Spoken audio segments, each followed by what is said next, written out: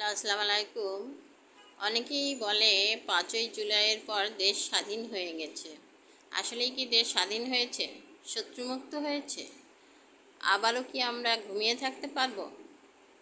আসলে আমার মনে হয় যে 5ই জুলাইয়ের পর আরও অনেক শত্রু হয়েছে।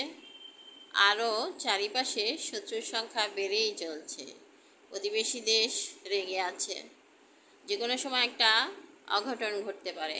আমাদের কি সেই দিনের কথা মনে আছে, বিডিআর বিদ্রোহের দিন? সেদিন কিন্তু আমাদের প্রচুর লস হয়ে গিয়েছিল।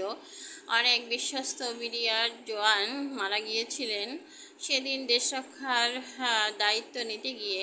কিন্তু আমরা তাদের সেই মৃত্যুর রহস্য আজও জানি না। কিন্তু অনেকেই বলছেন যে এটি এক ধরনের চক্রান্ত, যারা এসে মাঝ বরাবরই মেরে চলে গেছেন।